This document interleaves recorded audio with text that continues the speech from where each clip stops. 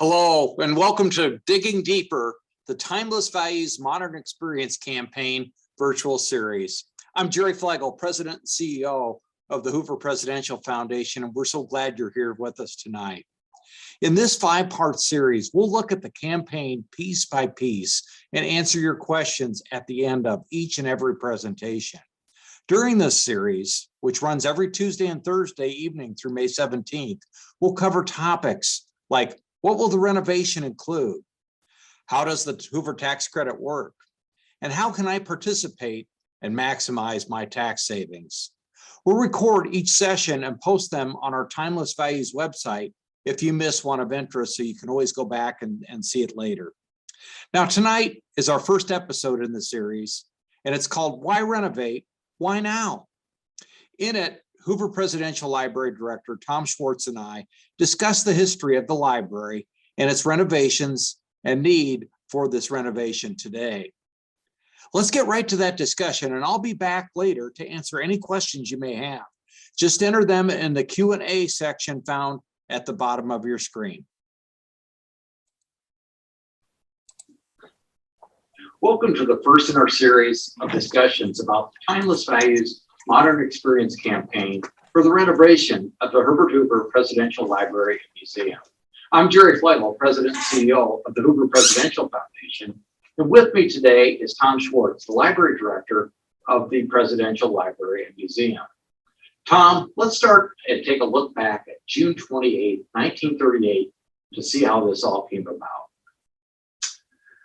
Well, Herbert Hoover made a campaign stop in Iowa in 28, and all of a sudden the public was fascinated with his birthplace home. Now, the original cottage that you find, the two-room cottage, had actually been added, moved to the back of a lot, and a huge two-story structure was built. The original birthplace cottage becoming really kind of a summer kitchen and outbuilding. The woman who owned the house realized that the public had a fascination for Hoover. So Republican National Convention took place in June. The following month in July, she was charging people a dime, and over 1,700 people went to see Hoover's birthplace. The family tried to buy it. She wasn't interested in selling it. 1929, 17,000 people visited the birthplace home. When she died in 34, the children weren't interested in maintaining it. So the Hoover family was able to purchase it. Mrs. Hoover, who was a very accomplished person who designed their home in Palo Alto, California, took on the task of doing the renovation project, removing the two-story structure in front of the home, moving the original birthplace cottage back onto its original orientation on the lot, restoring it to its current appearance. And the Herbert Hoover Birthplace Society was created in order to maintain the home, as well as they built a caretaker cottage next to it, to make it freely accessible to the public. The Birthplace Society then decided, as individuals in West Branch had adjacent properties and were interested in selling them or donating them, they eventually expanded the site to create a park. In the early 50s, they created the pavilions that are still standing so that it could be a family experience to come out, have a picnic, visit the home of Iowa's only president. And then there was discussions with the president, well, maybe if we built a museum and you gave us some original materials, that might enhance our visitation and raise the profile of the Herbert Hoover Birthplace Society. Hoover was somewhat reluctant. He had created the Hoover Institution in 1919 And he considered that to be his presidential library. But he agreed to provide some materials, some of his honorary degrees, that sort of thing. But it's at the same time that he was having difficulties with the president of Stanford, who was being pressed by faculty members to, we shouldn't have the Hoover Institution as a private entity in the middle of Stanford campus. We need to control that. Meanwhile, Hoover had been on the board of trustees at Stanford for decades and provided. Hoover was from that founding class. He was also the most generous benefactor of Stanford University for the first 50 years of its existence. And so, in a way, I mean, you could understand why Hoover was taken aback by the notion that his legacy might be hijacked and canceled. So they broke the ground for the museum in 59. Here in West Branch. Here in West Branch. At that time, the only thing that Hoover had promised were maybe some of his honorary degrees. But by 1960, things had exploded, and he decided that the only way that he could ensure his legacy was to cut the baby in half.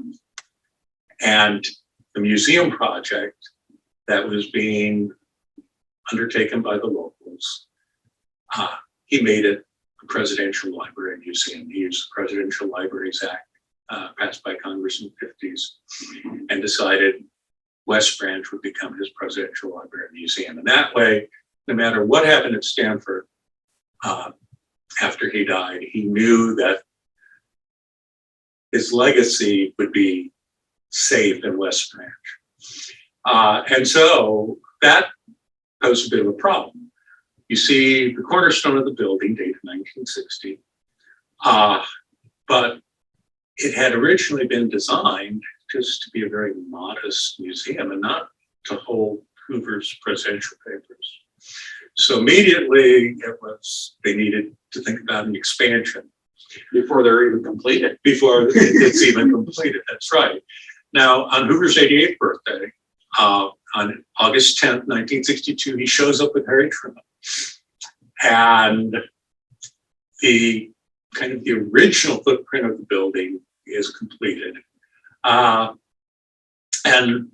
the funny story that goes with it was that after they tour the structure, and there's a picture showing them sitting in the reconstructed Oval Office that was kind of really the main feature of the museum.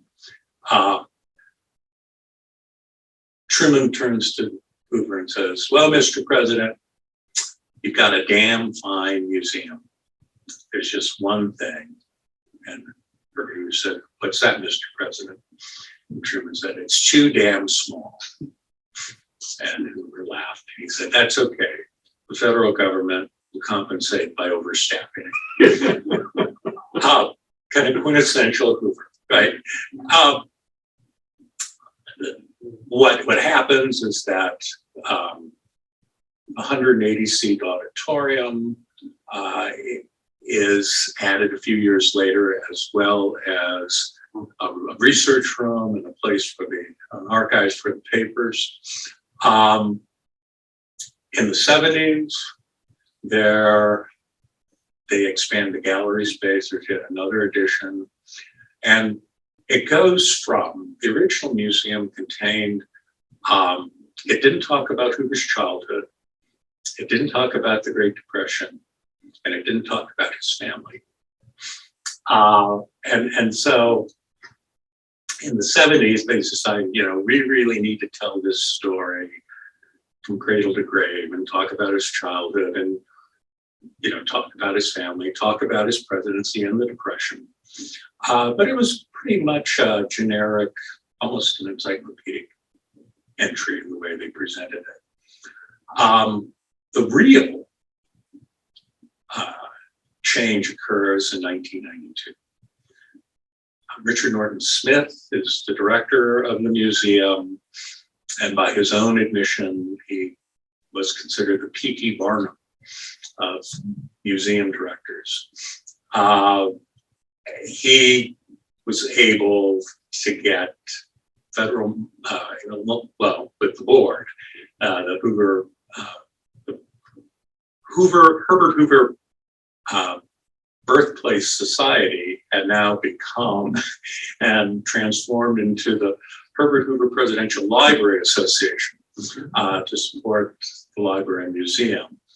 They raised the money, in part a federal earmark help, but they expanded the building for the last time. Currently, the entire footprint of the building is about 48,000 square feet, which is we're the smallest in the system. The galleries, however, were expanded as you see them now. That's that 1992 renovation. It tells a story in a very engaging way, but in a way, it also very much looks like it's from 1992.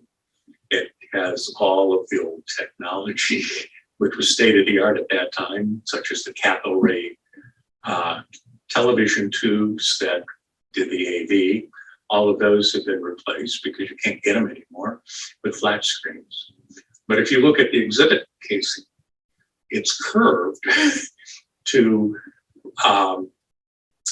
match the curved cathode ray tube of the old television screens.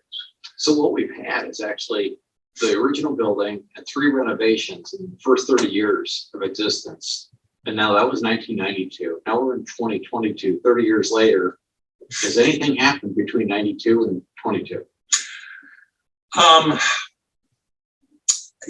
Except for the temporary exhibits that we do, which provide the public an opportunity to come back for a visit. No. It's been static. Is that the normal? What's the normal span for most museums to be either refreshed or renovated? So you're looking at a 10 or 15 year time frame, and even going to a shopping mall, those stores need to refresh, their appearance on a regular basis. So this is a standard practice, not only in museums but retail. You want to give people a reason to come back, and to do that, you need to provide a new look, so that they're not coming back and saying, "No, this looks the same."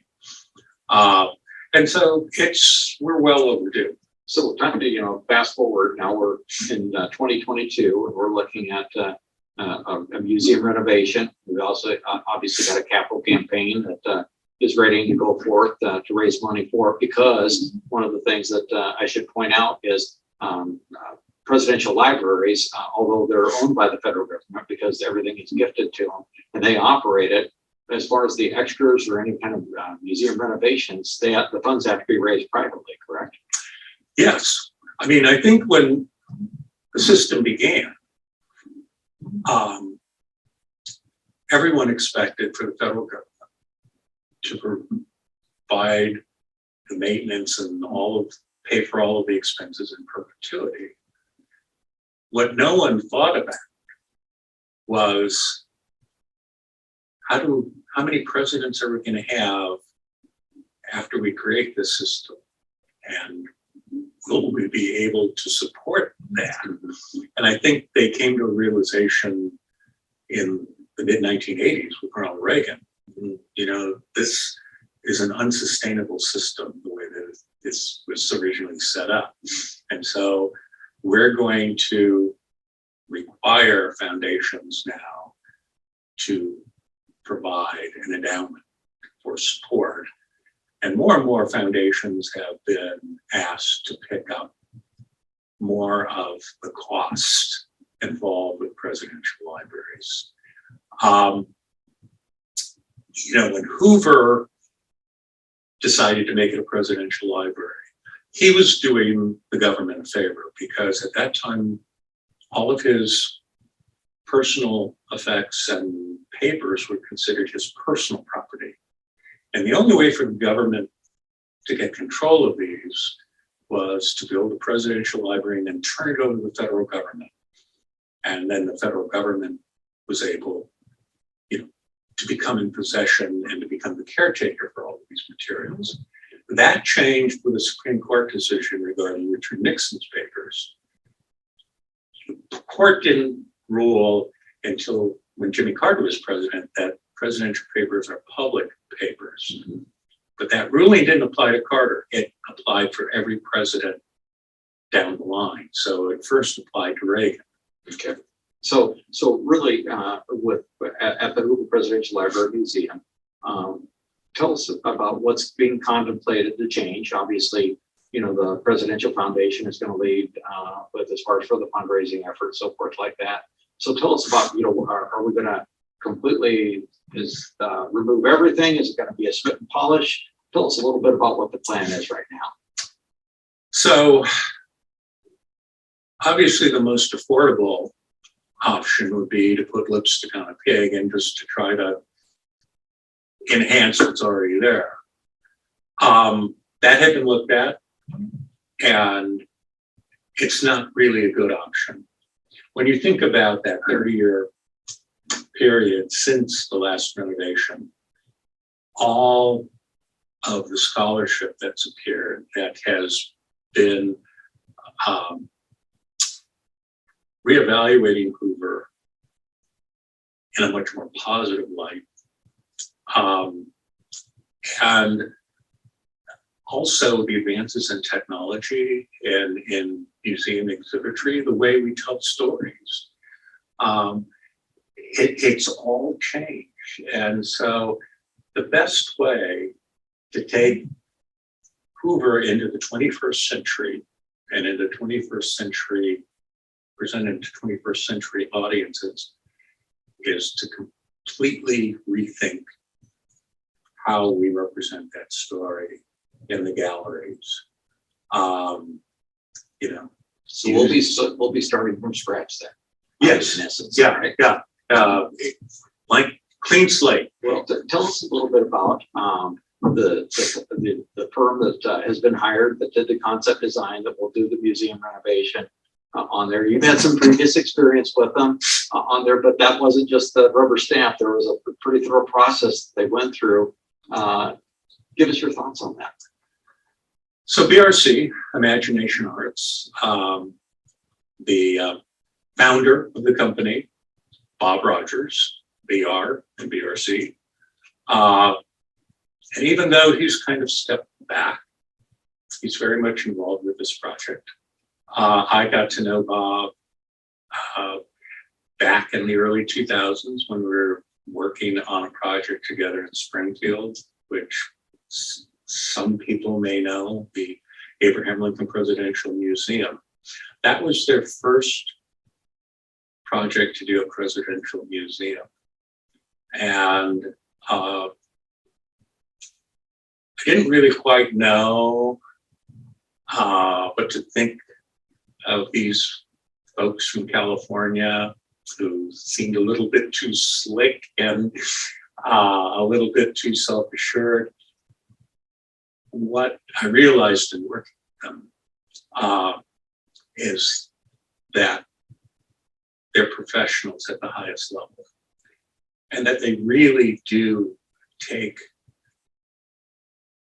a possession of that story and come to own it. It's just not a job for them, but rather that story, they live it, and it becomes a part of them. And so I knew that as big and as inspiring the the Lincoln story. When I came to West Branch, I encountered a story that was equal to that power and inspiration of the Lincoln, and maybe even more so. Earlier today, we were talking and we made the point as far as with most museums, when you go to the next gallery or the next area, you've always got kind of an expectation what it is. But this is going to be different. You want to touch base on that? Tell us how that is. So an experiential museum tries to create an immediate empathetic bond between the visitor and, in this case, Herbert and Hoover. By making them more than simply these people who lived in the past, he tries the experiential museum, he puts a human face on them so that people can relate to them and immediately kind of engage in their challenges, their failures, but also their triumphs and their achievements. So it's not only just an intellectual approach, but kind of a combination of head and heart. And so, but the other thing is that history is all about chronology, right? People are born, they get a career, they go on to do other things, and then it always ends the same way. They die. But the way you tell that is important, because if visitors go into a gallery and they see text on wall, and they see graphics, and they see artifacts in cases, and then they go into the next gallery and they see text on wall and graphics, and at the third gallery, they already know what they're going to see. I mean, the text changes, right? The things change, but So with BRC, one of the things that I thought was very striking in the presentation was how they tell the story of Herbert Hoover, that especially his ups and downs, which he had many throughout his career. so yeah, no, people will follow that emotional roller coaster. They will essentially plot it out, so they know that when you're in this gallery, what you should be feeling is this, because that's what was happening in Hoover's life. But the other thing is that when you go from gallery to gallery, you should never be able to anticipate what you're going to see. And that is how BRC takes kind of really mixes it up, because they understand how to not only pace the narrative emotionally, but also with different exhibit techniques, so that it underscores the emotion you're supposed to feel. Because again, you can't predict what you're going to see.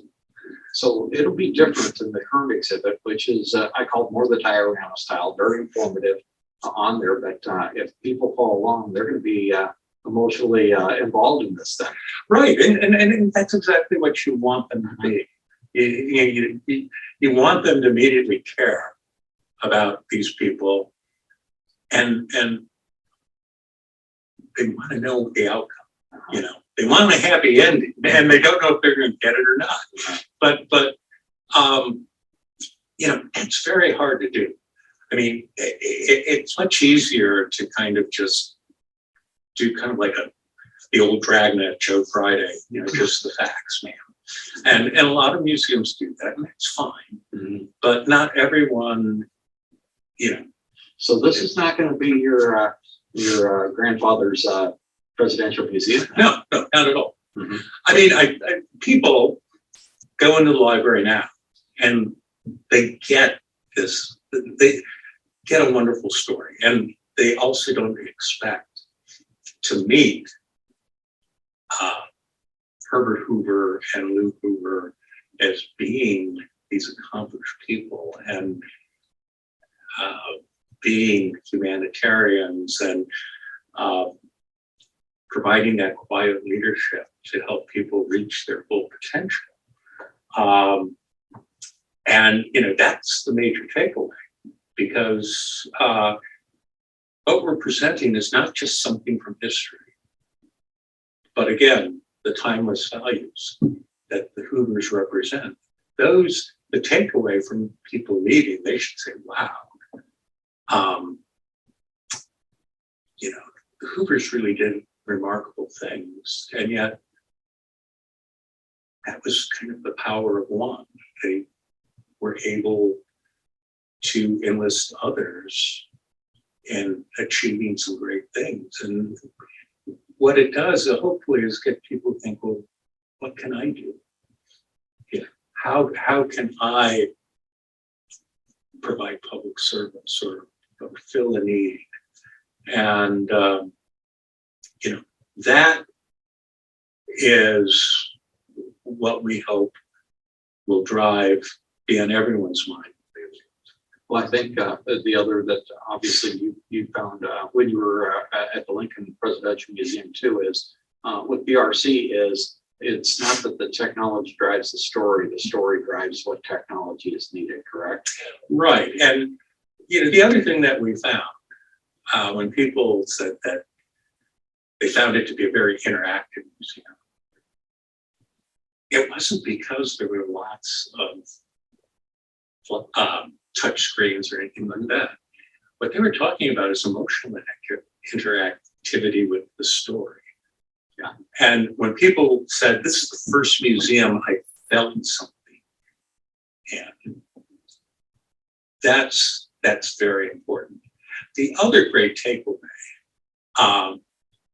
is college professor came to do a review for a journal about the Lincoln Museum. And one of the great criticisms of that museum was that BRC was too Hollywood and too much like Disney. The public really liked that. And what this college professor said, so at the breakfast table, 6 months after our visit, and I was, my wife said, what are you working on? And I told her, and the kid said, oh yeah, I remember this. Yeah, I remember that. Yeah. And he said, anytime a museum can leave that impression where kids months later remember, works. And again, that we want people again to leave the Hoover with certain things sticking in their mind that they can't forget. We want there to be that visitor experience that doesn't end with them leaving the museum, but it continues with them months and years later. And of course, with that generates, of course, is word of mouth. When people say, well, how is your visit to West Branch? And people can say, oh, you gotta go. I think one of the most interesting aspects I saw was really they challenge people once you have that museum experience is how can you make a difference going forward in with your life on there, similar to what the Hoovers did, which is a great ideal to live up to. Yeah. Well, I mean, I've always, so the best guess that historians have is that, the Hoovers fed almost 100 million people. What's not included in that calculation is how many lives do they impact with their work with the Girl Scouts and with the Boys Clubs and so many other organizations they were involved in that provided assistance to people. I mean, it really is almost incalculable, but we do know, I mean, simply by the letters we get, the reactions we get, it does move people, and it does move people in their own way to act. as well as the other two is and the countless scores of people that he mentored through with his work with the Commission's Relief of Belgium, the American Food Relief after World War II, after World War I, plus World War II. I mean, he's got quite a career, and a lot of people that if you take a look at later on became became leaders in public life. Well, and of course, and that's going to be one of the things that the upcoming third Thursday speakers talk about. Are all of these individuals that Hoover mentored that later that worked with him and endless humanitarian efforts over the years, but then also came to head organizations in their own right. Well, as we finish up, Tom, tell us a little bit. Obviously, this isn't, it's going to cost some money to do. Tell us a little bit about that. And, well, so I believe that the entire capital campaign is $20 million. The lion's share is going to go to do the renovation, but there's also money in there to do a simulation for kids, the students that come, and an endowment, obviously, to help support the maintenance of all of the electronics that are going to help, carry the story. But you got to look at it this way. Why are we doing this? It's because we are stewards of a great story that has inspired generations of people. If we're going to be good stewards, we have to make sure that we can continue to inspire people into positions of leadership and public service. And so actually, when you put it in those terms, it's a small price to pay. Yeah, it's a lot of money, but it's a small price to pay for the gains that you get. very good, very good. Well, again, thank you, Tom, for joining me today and telling our viewers and listeners about this. We're long overdue for a complete museum renovation, and the Timeless Values Modern Experience campaign will help get us there.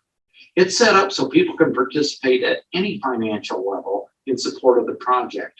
We even have the advantage of a 25% Iowa state tax credit many of our donors can and have taken advantage of. Your support is important and will make a lasting difference in sharing the Hoover story with visitors from all over Iowa, the United States, and yes, even the world. To learn more about the Timeless Values Modern Experience campaign, visit timelessvaluescampaign.org. And thanks for watching.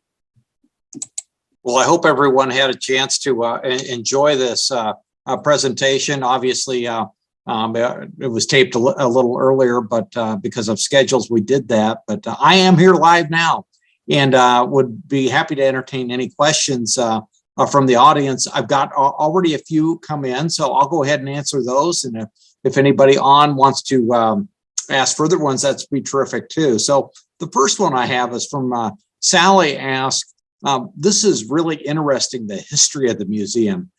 Do you have any pictures? And, Sally wasn't able to make our campaign kickoff that we had here in West Branch. But one of the things that we did was we brought all those pictures back, and at the Rummel Center at 127 West Main Street in West Branch, we have set up the gallery with all those pictures that we had out there. And there are dozens of them. And it's really interesting. Even myself, growing up in West Branch, it brought back a lot of memories on that and things that I didn't even know. So there's a lot of great pictures about how the library was constructed, the different phases that it went through. And I think you would find it very interesting on that.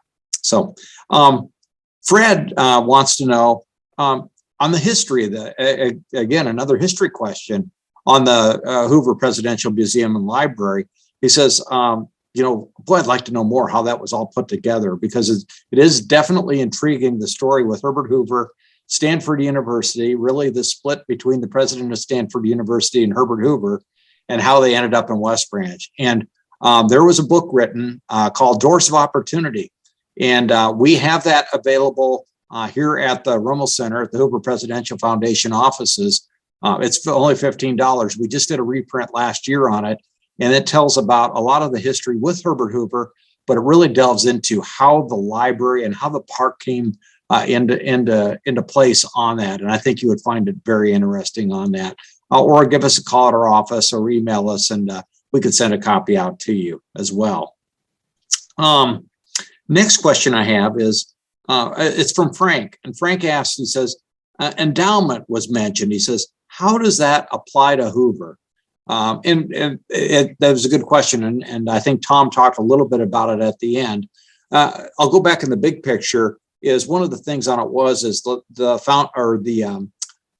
National Archives did not want to get into where once you build a museum, who's going to take care of it on there. I mean, they're charged with it, but one of the things on it is as electronics are used more and more in museum presentations, they tend to break, they tend to wear out, they tend to get obsolete, as Tom talked about the TVs. I mean, I was still shocked when I came here 9 years ago. Some of those TVs were still in operation that were 20 some years old. Those things wear out. And so what we are charged with doing is we have to, there is a calculation as far as with that equipment, what the lifespan is on it. And then we're charged with making sure that at that lifespan, and I can't remember the exact date, it's like 12 to 15 years that they expect it to last on there. So say, for instance, if that equipment has only got a 5-year lifespan, we're going to be required to put up to possibly 3 times that amount of what it would cost to install and have that in a reserve so we can replace it when it's necessary on there. So we don't have to do anything with the building. I can tell you presidential library museums now, if you're building a new one, are very expensive and they have to be in a high percentage endowed. But at Hoover, that isn't. It's going to pertain mostly to those I call electronics on there for the most part on that. So the last question I have here is on temporary exhibits. I really enjoy coming to them. Are you still going to have those? And the answer is yes on there. And this person referenced they said, well, I know the Festival of Trees was held at the foundation new office, which is now called the Rummel Center in downtown West Branch. And the reason that we held the Festival of Trees is because at the same time, the library had an exhibit that was taking the area that normally they used to have the Festival of Trees or their tree exhibit in on there. With the kind of the schedule that I know they have for temporary exhibits and also anticipated construction, we do anticipate that we'll probably have the Festival of Trees at the Rummel Center for probably the next 2 to 3 years, just because they're not going to have room over there. And then I think that'll be determined at that time. But the answer is yes, there will still be temporary exhibits. That's an important part of the strategy and piquing people's interest. It was interesting. I know I had people that came when we had the Da Vinci exhibit, and I had some people that, while they found it interesting, I had some others that actually went in and says, well, I don't know, it's okay.